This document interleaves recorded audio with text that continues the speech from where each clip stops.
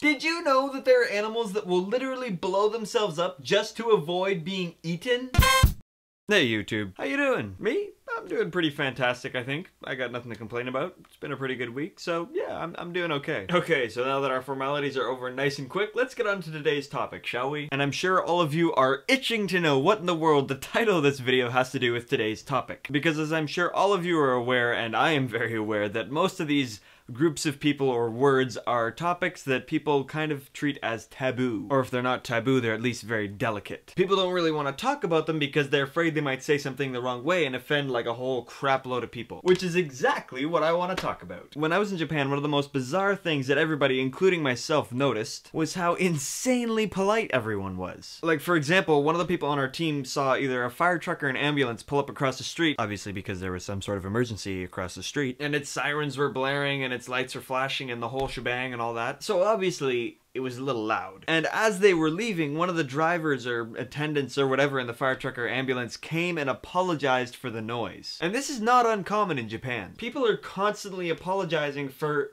everything. It's amazing because at first you think you're in this like perfect society where everyone thinks about everyone except themselves. But after a while, you kind of start to realize that that's not at all the case. People in Japan are not extremely kind and polite because they're selfless. People in Japan are extremely kind and polite because they are terrified. One of the worst possible things you could do in Japanese culture is offend someone. And so everybody walks around on eggshells with like duct tape on their mouths so they don't offend anybody. And nobody shares their opinion. And nobody says anything controversial, thinks in an unconventional way, other than in technology, of course, because they're so scared that somebody's feelings are gonna be hurt. It honestly feels like no one has an opinion in that country because nobody shares their thoughts on anything. There are over 100 suicides a day in Tokyo alone. And part of this is due to the fact that nobody is sharing how they truly feel about stuff, so they don't have a chance to express their feelings, and their feelings get bottled up inside, and then they become depressed, and then they just resort to killing themselves. Child pornography is like a normal thing in Japan because no one has the balls to stand up and say that it might be wrong because they're afraid they might offend someone. So instead they resort to the see no evil, hear no evil tactic and continue on in their normal, peacekeeping, safe lives. Now,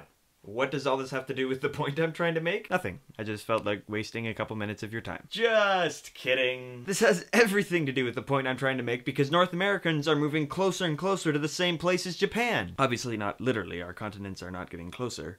Actually, they might be with the whole tectonic plate thing, or they could be moving further away. But anyway, that's not the point I'm trying to make. I'm talking about North American attitudes becoming more and more similar to Japanese attitudes. It's becoming more and more widely accepted to keep your opinions to yourself because you wouldn't want to offend anyone or start any heated debates or anything, so just keep it to yourself for now. Are you kidding me? There are whole groups of people and thinkers in the world that can only learn through discussion and experience. If you can't already tell, I am one of those people. Do we really want to end up in a place where nobody will speak up against child pornography because they don't want to offend anyone? Or would we rather risk offending some people so that thousands of children don't end up being abused and horribly mistreated and just have their lives ruined for the sake of some selfish folk? Selfish folk?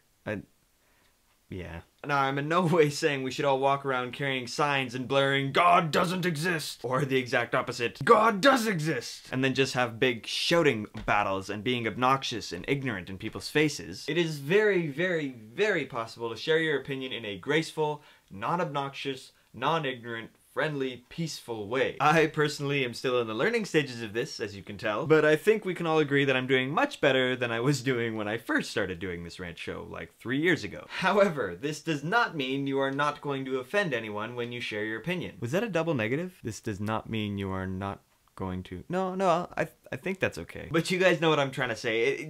No matter what you do, you are always going to offend someone, even if you are the most graceful and kind, gentle person about sharing your opinion in the entire world. But if you are making an effort not to offend people but still try and share your opinion and people are still getting offended, then it's not your problem. It's their problem. They're allowing themselves to become offended. Stop worrying about it. Don't not share your opinion just because of people like that. I can't remember what my exact point was with this, but I know with the general gist of it was that I just see this happening more and more in North American society where people will just hold back their opinion, or they won't share their opinion on something because they don't want to offend the majority or offend a bunch of people. Which, to be honest, is a lousy excuse to not share your opinion because, like I said, there are a lot of people, including myself, who learn through discussion and debate and all that kind of stuff. I wouldn't say I generally enjoy debates all the time because most of the time it just turns into this argument of yelling where people aren't really listening to each other. But when a debate is done properly, people can learn, people can grow in their thinking and in their ideas, and